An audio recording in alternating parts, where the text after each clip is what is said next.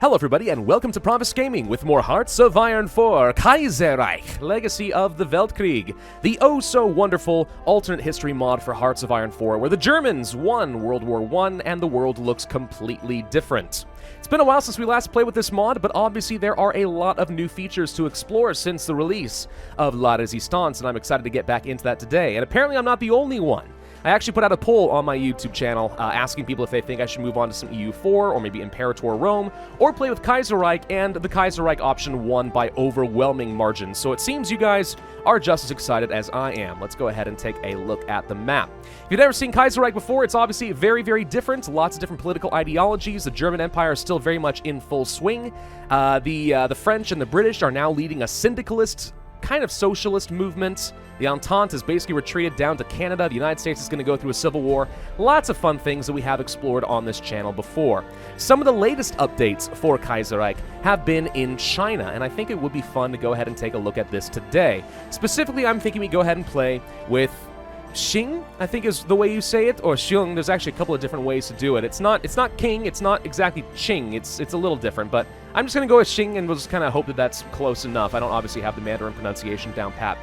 So these guys are the leaders of a faction, the Qing Empire, which controls pretty much all of these cliques over here, lots of different warlords, and ultimately our goal is to unite China one way or the other, but there's likely to be a lot of infighting between the different warlords in China. So how exactly are we going to assert our dominance? Very good question. There are a lot of different ways to approach it, including ultimately a Manchu restoration, which I think is what we are likely going to do today, but let's take a look at the national focus tree. So let's go ahead and start up a new game. This time around, not Iron Man mode, because I don't want to have a repeat of Old World Blues. Thank you very much.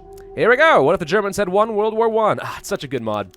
Let's see. Yes, so one thing to note here is the mod is designed with the assumption that we will always annex all possible states, so we have to make sure that we do that. There aren't really going to be any other options, and we've had some issues in the past with annexing territory, and then you kind of have to release things as puppets, but I'll work with it this time. I'm going to try not to complain about that system. I know I like to blob, but it's okay to just set up puppets. Nothing really wrong with that.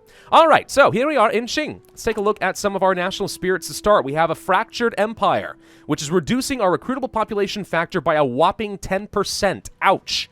Also, consumer goods factories plus 15%. Ouch. That one hurts. The Qing Empire theoretically controls all of China outside of Manchuria, Tibet, and Mongolia. In reality, the emperor's power barely extends outside the walls of the Forbidden City, while President Cao Kun is largely powerless beyond the assembly floor. Wu Peifu, the real power behind the throne, is more interested in consolidating his power base in Liueyang and balancing military cliques off of each other than improving his country in any meaningful way. Alright, so we're obviously going to have to deal with this pretty soon. Overwhelming national debt, reducing our construction speed by 20% and our trade deal opinion factor by 50%. Ouch!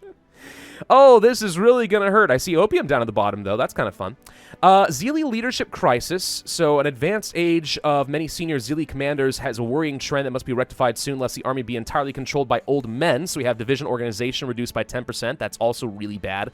And the Peking Commission influence level. Germany's primary agent for exerting control over areas directly controlled by Beijing. They directly fund the Prosperity League, a lobbying group that pushes for adoption of German industrial methods and free trade, while also holding several seats in the assembly, tied to the popularity of the Market Liberal Party. So that's interesting. So it looks like Germany is going to be exerting its political influence over us as much as it can. Not sure how we feel about that. There are, of course, a lot of different ideologies that we can take a look at. Right now, it looks like the authoritarian Democrats are very much in control. Okay. We are starting off with pretty terrible military and civilian economy laws. We do have some people in the government, though, to start off. Let's see, a little bit of extra political power gain. You lose some of that and gain decryption power. Lose even more political power gain resource gain efficiency, reduce recruitable population factor. This is terrible. And a daily political power gain goes up. Construction speed. Okay. Wu Peifu. Division attack plus 10% is really good. This guy's excellent, actually. I'm okay with you as a chief in army. Not bad. A lot of these advisors are tied to specific parties, so as you change your ideology, you will have to change out your government staff quite a bit. Again, if you've never seen Kaiserreich. All right, let's take a look at the national focus tree and see what our options are. To start off, we have to go for the Year of the Rat. It's going to take us 14 days to get an event called the Chinese New Year Rat. So let's go ahead and do this. As the nation prepares for the celebrations of the Chinese New Year on January 24th, Assembly President Cao Kun and Wu Peifu have begun drafting a speech to mark the 4th year of concerted anti-trade debt efforts. The largest issue currently facing the central government, the Zealey clique, hopes to tackle this issue even as whispers of unrest emerge from the League of 8 provinces. We're going to have unrest early on then. That sounds like a load of fun. Let's go ahead and set up some initial research. We're going to go for the basic machining tools. Where's my enter button? There it is. Go for that. We're going to go for some construction tech, and of course we're going to go for the research speed. Standard opening lineup, nothing really new over there. We do not have a lot of civilian factories for me to use. We should probably go ahead and build up some more. We have terrible infrastructure, I'm not going to lie. This is going to hurt. Okay, well, we need civilian factories. We're not going to get very far unless we have some of those. We do have some dockyards available. I guess I could start building up some basic ships. For now, let's go ahead and just start building up some submarines and maybe some light ships, I guess. This will just have to do for now. Okay, and then we have an army. Not a very large one, but not too insubstantial at the beginning of the game. 23 divisions. It looks like most of them are going to be some form of militia, which is not outstanding. For now, let's just go ahead and create like a large fallback line kind of everywhere. And people will spread out, because I have no idea exactly where we want to set up, but I'd like to have some troops in position just in case we get a little bit of a sneak attack, and I don't know what kind of events to look forward to, because I have not played as these guys before. Looks like we do have access to things like intelligence agencies, so that is definitely in Kaiserreich. That's exciting. Very curious to see exactly how much spies are relevant in this mod. Also, as a leader of a large faction, actually, now that I think about it, we could really take advantage of a lot of spies. Yeah, so we need to do that. All right, the great Sheng. Sheng? The internationally mediated end. Wait, the internationally mediated end of the last Zealey-Fengtian War in 1928 brought an end to nearly 4 years of chaos and instability, and the longest period of peace enjoyed by some parts of China since the Qinghai Rebellion in 1911. Though Wu Peifu and his northern Zealey clique accepted the return of the Manchu monarchy, further German concessions were refused, leading to a cooling of relations. Germany continues to maintain support for the Qing government, but mainly with the aim of ensuring consistent competition with the also supported southern Zealey as part of the larger divide and conquer strategy in China as a whole, as well as the hopes of gradually building a Chinese bulwark against Japan. Though the specter of Japanese domination looms across much of northern and eastern China, the country is nonetheless far more divided than most in Beijing would prefer, and Qing finds its authority contested on all sides, from the defiant Fengtian government in the northeast to the various ostensible allies across the remainder of China. Nominal components of the empire granted near total autonomy by grace of geography and regionalist sentiment. As a result, Qing enters 1936 largely contained to the North China Plain and at the head of a faltering national order. Okay, so basically all things are terrible and we are highly divided. Yes, I did pick up on that. Let's go ahead and continue until we get the Year of the Rat done. Never mind, we have an event. The political situation. 1936 finds the powerless assembly on the brink. 5 groups dominate the body, and although they have no power in the chamber, the groups that support them are not to be trifled with. The most powerful of these is the Harmony Association, nominally led by President Cao Kun. In a depressed alcoholic, true power in the group resides with Wu Peifu, who founded this association as a legitimizing movement to ensure Zealey representation in the assembly. While nominally an independent political party, the Harmony Association's deputies are all former Zealey officers, and following Cao Kun's legally dubious re-election, few believe the group is anything more than a front for Wu to control the country. The Prosperity League occupies a similar position, and while it claims to be a political party, few see it as anything more than a lobbying group for German interests in Beijing. Is that the market liberals? Yes, it is. The market liberal ideology is considered a puppet of Germany. Interesting. We probably don't want to go down that route then. This leaves 3 parties in opposition. The Manchu Party, comprised of Qing princes and former royal hangers-on.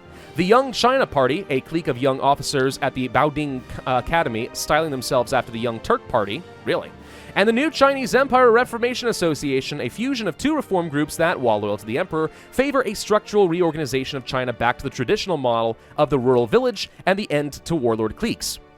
With this, three groups are in opposition to Wu. He allows them seats in the powerless assembly as a way to legitimize his unpopular regime. Okay. Very interesting. So again, more political fracturing going on here as well. Several different parties, but all of it ultimately is a front for Wu Paifu.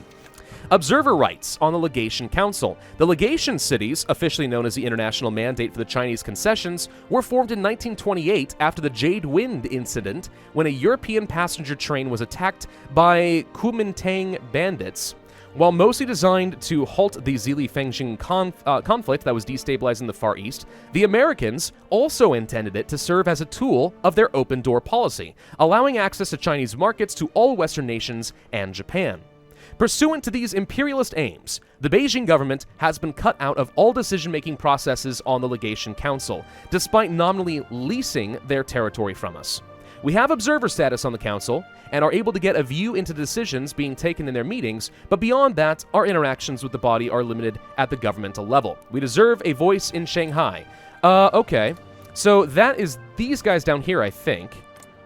Yes, the Legation cities, which are market liberal right now. These are not currently a part of any faction, but it is several prominent port cities, including Macau. No, wait, this is Macau. This is Hong Kong. I'm sorry, Hong Kong. So a lot of major trade cities, which are basically puppets of the West. I'm guessing the United States and so on, even though they're technically not a member of any particular faction. You can see right here that they have a military access to the Legation cities and are guaranteeing their independence. Interesting. Okay, so we lost a lot of control there. Here is Cao Cao. This is actually part of the Reichspakt, which is the faction of the German Empire. So they have a similar situation, it looks like right here, where the Germans own some major port cities. So I'm not at all in control of a lot of the trade that is coming out of China. Eek. For the last few years, Wu and Cao have spent most of their political capital attempting to restructure and reduce the enormous debt of the Qing Empire. While theoretically possible, this plan has run into numerous challenges, the chief being a lack of support from the provincial governors. Rumors of instability in the south have further complicated these plans, and Cao Kun is expected to deliver a speech on reducing the national debt to the assembly after the New Year celebrations later this month. We will await the speech, which I am currently working on with the Year of the Rat. We're 12 minutes into this video, and I've only progressed 10 days. Yeah, it's just normal Kaiserreich stuff. There's a lot of reading. It's alternate history, and if you don't really appreciate alternate history, I don't understand why you could like Kaiserreich. I mean, the whole point is that you have a lot of reading and get to explore a totally different timeline. It's fun. It's super fun to me. All right, the sale of the Zhagan Railroad, whatever you say. The past few weeks have seen a great deal of economic activity in the League of Eight Provinces, which is this big guy right down here, also a part of my faction. The southern conglomerate of provinces ruled by our nominal subordinate, Sun Xiongfeng, even more heavily influenced by German economic support than we are, the League just finished construction of a major railroad, the Zhagan Line. Zhagan, I don't know. Though funded by the Germans, it was largely built by Chinese labor, leading many to hope for a more equitable relationship between German and Chinese in the League, at least in economic affairs. A few days ago, in a surprising move, the AOG is who? I'm not sure. Publicly announced its plans to purchase and consolidate a number of eastern railways on behalf of their subsidiary group, the Shangdong Eisenbahn Gesellschaft, including this new Zhagan route. This move angered many native Chinese residents of the League who saw the Zhagan Line as a potential building block of an equal relationship between Europeans and Asians. Widespread protests have broken out, inflamed by conspiracies of fraud and embezzlement on the part of Sun's cronies. Okay. Chinese New Year, rat. In a long, somewhat rambling speech to mark the Chinese New Year, Assembly President Cao Kun addressed the need to restore the glory of the Qing Empire, unite the country, and repay the debt burdening the economy. He outlaid a three-point plan. Government subsidies and tax cuts would be given to light manufacturing industries, farmers would be granted tax cuts to grow edible plants instead of cash crops, and an increased tax on provincial governors. The speech is met with polite applause, and we get a little bit of political power as a result. Okay.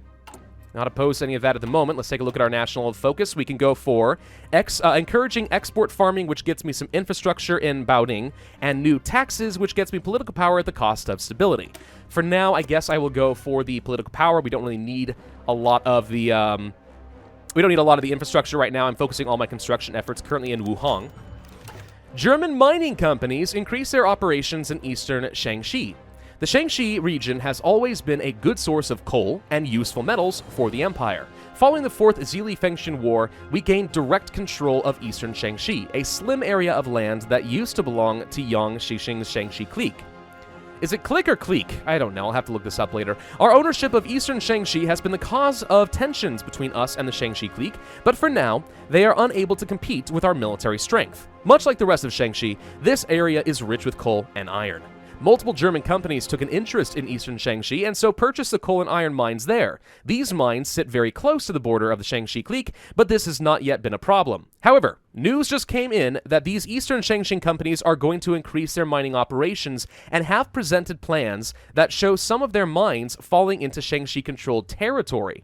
We personally do not need to worry about this, but it is likely to cause some problems in the Shaanxi clique, with many peasants feeling robbed that these German companies are taking their mines. So they get an event and they're going to be peeved. I'm guessing that's these guys? Nope, that's Shangdong. Shaanxi clique right here. Okay. Yeah, these guys are going to get a little bit angry, I'm pretty sure. What happened? I guess my WASD doesn't work here. What is this? A demilitarized zone, or is there some sort of warlord combat going on here already? There might be something going on here from the Ma clique, who is a part of my empire. So this is my empire. Everybody in blue and in green. Tibet is not a part of a faction. Why do we have these guys in yellow? Do we have some sort of they have a very bad opinion of us. Yeah, not everyone likes me at the moment. But ultimately, my goal of this series is to unite all of the empire and formally establish ourselves as a global power. Totalist Charter, this has to do with a new socialist faction called Totalism, which is basically just outright government socialistic authoritarianism. Edward VIII has been crowned as the King of Great Britain. Of course, he is in exile in Canada at the moment. Widespread attacks on foreigners. Following the unrest surrounding the Zagan Railroad, a number of German investors and businessmen have been savagely attacked by rabid anti-foreign mobs. To make matters worse, widespread boycotts of German goods have begun in the south, and this morning reports reached Beijing of bombings of railway stations in Hangzhou and other cities in the Central China Railway. Transportation has ground to a halt in many regions of the League, and KMT guerrillas have used this opportunity to stage increasingly daring attacks on isolated League garrisons. The German ambassador is demanding accountability, and while the League is largely autonomous from our control, we need to do something. Zhang, Bailey, and Zealey officials have long pushed to exert greater control over the League, and we are urging Wu to use this crisis to leverage greater control over the South.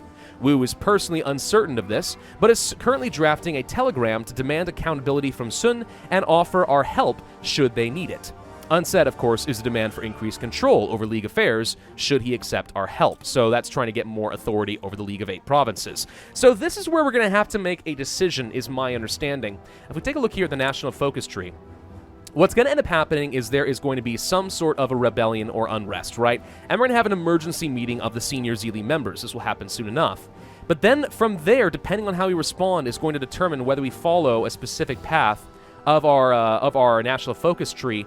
Ultimately, we have to go down a very specific path if we want to go for the Manchu restoration, but I won't spoil too much of that right now. I also am not entirely sure if I'm doing this right. This is just what I read going into the series, so if I'm wrong, well, we're going to find ourselves in a weird position, and I'll probably just have to restart. But that's fine. It's fine. I mean, it's nothing new to me at this point. Sometimes I just have to restart series. It happens. The Woohoo incident. No! Woohoo! Troubling information reached Liaoyang and Beijing this morning. While reports are somewhat contradictory, it appears that there was some sort of a massacre of peaceful protesters by League and German troops in the city of Wuhu.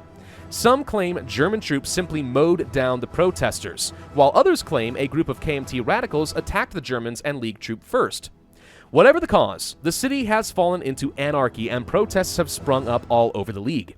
Ironically, at the same time as we received this information, we received a report from Sun claiming that he has the situation under control. Some Zealey generals are pushing for a major intervention in the south should the situation deteriorate further, but Wu has yet to take a clear position on the issue. Further exasperating our problems, an informant we have placed within the NCERA claims that they have somehow received information on the situation and are planning to give a scathing speech later in the assembly today. HA officials are attempting to rouse Cao Kun from a drunken stupor and write a counter speech, but we have been caught off guard. Under control. Right, that sounds good. We just lost 30 political power, gosh dang it. All right, let's go for encouraging the export farming to get some extra infrastructure. Might as well. Can't do anything else until this is done anyway. So, are you guys in any sort of conflict yet? No, but almost. Anhui breaks free. Okay, so that's this right here, the Anhui province. That's why I saw the text move and I thought maybe they're under war. So we have a new province that is a member of our empire. The province of Anhui, long chafing under Sun's rule, essentially declared independence from the League this week. In a widely distributed pamphlet, Governor Chen Tiaoyung, I don't know, claimed that the Wuhu incident shows that Sun cannot possibly manage this crisis and essentially abrogates him from any responsibility in Anhui. Some Zealey generals have unilaterally begun to mobilize their troops against KMT incursions, though Wu rightly suspects their true intention is territorial expansion. Seeking to undercut their opportunity to invade, he declared a national state of readiness this morning to all Zealey and Manchu generals, urging them to ready their troops for any possible armed conflict. Confused Zealey troops have largely fallen into line with Wu, and any premature attack south was effectively ended before it began. Kept the troops in line, we gained some more support because we are prepared for war. All right, we are actually watching this situation deteriorate in front of us. Oh, this is good. Sheng arrested. That's not this guy, right? It looks like Puyi, so I thought maybe he was getting arrested, but apparently not. Earlier today, Governor Zhang Sheng of Shangdong was arrested by magistrates reporting to Song Zeyun, Yuan, I don't know, an outspoken Qing loyalist and Confucian scholar within the province.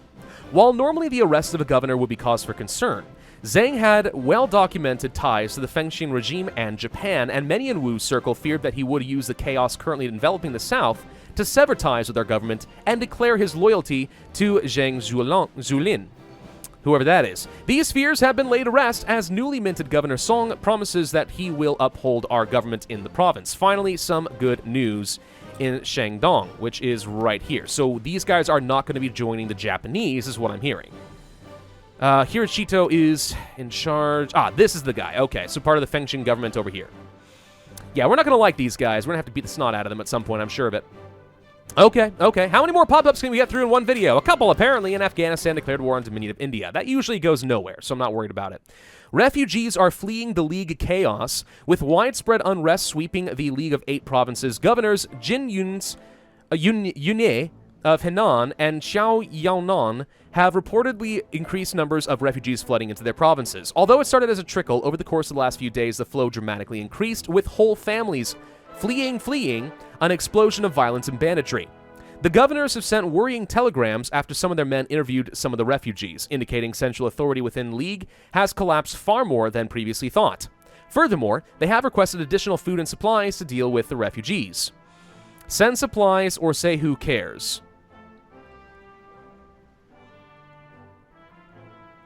So, here's the thing.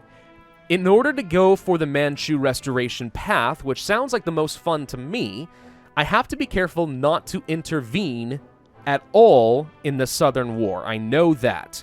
Is this considered to be an intervention? I don't think so. So we're going to send supplies and lose political power rather than base stability, which is usually pretty hard to get back. Chen Tiaoyung sends a telegram. To the eminent President Cao Kun, the Imperial Minister Wu Paifu, I, Governor Chen Tiaoyung, humbly ask for funding for my troops as outlined in the Constitution of our great nation. It is responsibility of the national government to provide funds to provincial governors to suppress unrest. With the situation of League Marshal Sun in Nanjing unclear, I have taken the responsibility of protecting the province of Anhui against bandits and the leftist agitators. The telegram was delivered to Wu Paifu this morning from the Anhui Governor Chen Tiaoyung. I'm going to say that wrong every time. Of the Qing Creek. Oh, God. While the tone of this letter was very bold, it appears Chen was restored to the order to the province. Okay. Wu is faced with a choice. Chen could be a powerful ally, but he has a firm anti-concession stance. Supporting him in the long term would alienate Germany, whose support would be essential to the inevitable war against Japan. At the same time, taking a stance against Germany would undoubtedly endear Wu with the population. Send gold or refuse. I think this is an area where I have to refuse, but I don't know for sure. Death of Wang Chengbin. Earlier this morning, a senior member of the Zealey clique and major ally of Cao Kun passed away due to old age. While his death in and of itself is a blow to our command structure, it reveals a worrying trend. Many senior Zealey military officers are of old age, poor health, or both. And the corruption endemic of our military prevents younger officers from advancing through the ranks. Unless a serious effort is made, a high command will consist of doddering, senile old men. So we lose a general, and we have even more division organization reduction. That's terrible. It is actually terrible, but okay. Gridlock in France. Okay, a lot of things happening. Black Monday. There we go. The Black Stock Exchange just stopped sinking and plunged. So we have basically just had our Black Friday event in the real world, except it's Black Monday in Germany. So the economy for the world is basically going into depression.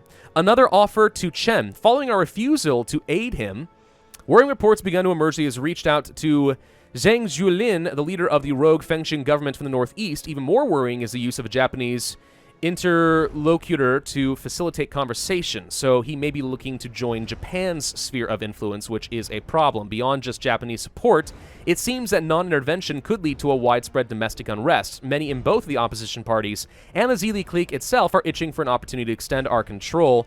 Let's see what he has to say. I'm going to go ahead and say this is too risky. I'm trying not to do interventions. I don't know if this is the right path. If I have to restart, I will. But let's see what happens. We've apparently lost all of our political power. We've encouraged export farming, and now we have to do an emergency meeting of the senior Zealey members. This only takes 7 days, so we should be able to get it pretty quickly. The Austrian Empire withdraws from Italy. Interesting. Yeah, the Austrian Empire usually forms a new massive federation, so that's going to be fun. Italy usually gets a pretty fun civil war, too, and depending on how that turns out, you get a lot of crazy stuff. Bloodbath on the Yangtze. Despite their best efforts to deal with the influx of refugees, the governors in the southern provinces are overwhelmed. Following a province-wide declaration of martial law made in Hubei, Governor Xiao Yaonan ordered his troops to shut down all bridges and roads leading to the province from the League territory and denying entry to all refugees. A large number of them, however, began to mass at a bridge over the Yangtze River, demanding entry. While this started peacefully, it quickly escalated into a full-scale riot as refugees began to pelt Xiao's troops with rocks, bottles, and other debris. Eventually, a group of men who had somehow armed themselves with stolen weapons began shooting at Xiao's troops, who responded by opening fire with machine guns. Those not hit by a storm of bullets fled, stampeding other refugees and leaving their friends and family dead or dying on the bridge. This grisly scene is being repeated up and down our borders with the League as mobs of refugees have started to force their way into our territory. Okay, so sending food did absolutely nothing to help. Great, okay, well, I kind of regret even bothering with that. Wu's nightmare.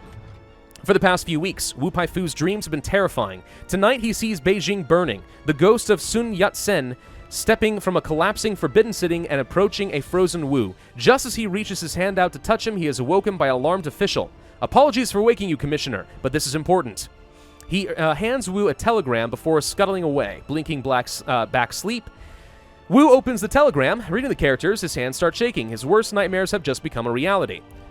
Sun shot yesterday, PM. Stop. Perpetrator unclear. Stop. In coma. Stop. In coma, not comma. Stop. Unlikely to wake. Stop. Riots widespread. Stop. Fleeing with gold and documents. Stop. 2 hours later, Luoyang is a frenzied hub of activity. Documents concerning Sun's most salacious dealings with Beijing burn in furnaces while a group of senior Zealey officials confer with one another in an unprecedented move. Wu has invited several Manchu nobles, notably Puji, to be presented for the drafting of some form of unified statement in response to the assassination. Lose more stability. Okay, well, we still haven't had our emergency meeting, but that should be happening soon. An offer from Marshal Xi, sorry. Following our refusal of Governor Chen's telegram, a message has been received who has declared himself the new League Marshal of the 8 provinces, succeeding Sun Xiaofeng to the most auspicious Marshal Wu. I request your aid in suppressing the rebellion in Anhui. As you are my liege and commander, it is only proper that you assist me in my times of need. The tone of the request leaves many suspicious, as theoretically Xi should be able to easily crush Anqing and the KMT rebellion in the south with German aid. This is another area where I think we need to refuse to be involved. And the Imperial Navy flees north. We lose some naval dockyards, and they cancel our docking rights. Okay, bad things happening. Emergency meeting of the Zealey. Following the collapse of the League to the south, we have gathered nearly all senior Zealey-aligned military officers in Liuyang. Or Liuyang, I don't know how you say that. As the meeting starts, Marshal Wu Paifu opens with a short statement. Fellow soldiers, the time has come. With the collapse of the League, we are, for the first time since the Zhifeng War, in a precarious situation. Only now? Really? Every choice we made over the next few weeks will determine the outcome of China for decades to come. I would like to remind some, he says, glancing at the more hawkish members of the assembly, that intervention is not necessarily the most sound course of action. We need to weigh our options first, before committing. The various generals nod in agreement to begin a series of discussions on the best course of action. And this is where I will need to make some decisions, and we're probably going to get a pop-up. Ultimately, what we can do is go for a series of new elections by favoring an intervention in Anqing, and this is going to lead down an authoritarian Democrat route. We could placate the assembly by intervening in favor of Nanjing, which is going to result in us having better relations with the Germans, ultimately asking for a bailout from them and going down a more market-liberal path, but it will lead to a research slot, so there are some benefits to being allied to the Germans. We'll be able to deal with the unrest by not intervening at all, and this will lead to a whole load more options where we ultimately rebuild our empire and form a new constitution. And at some point, maybe not yet, this is going to be a little while, we can ultimately decide whether we want to stay loyal to Germany and have them assist us in a lot of our wars and start getting a lot of alliances with them and some new technology, or we go for a path on our own and become our own military powerhouse. Lots of options here, but here's the ultimate kicker, right? By not doing anything, no intervention, and being at peace, we ultimately can go for the Manchu Restoration, which is going to get out this entire focus tree for the new Manchu Restoration tree. I have not seen that, so I have no idea what's going to happen. It's a total roll of the dice, but all this is going to go away, and we're going to hope that we get a better national focus tree, if that's the route we want to go for. I think it is, but let's see what happens in the next episode. Thank you all for watching. Hope you enjoyed. If so, then when I ask you hit that like button, leave a comment, and subscribe. And oh my god, my political power is gone. That sucks. Hit that notify bell, and I will see you guys next time. All right, let's go ahead and do it.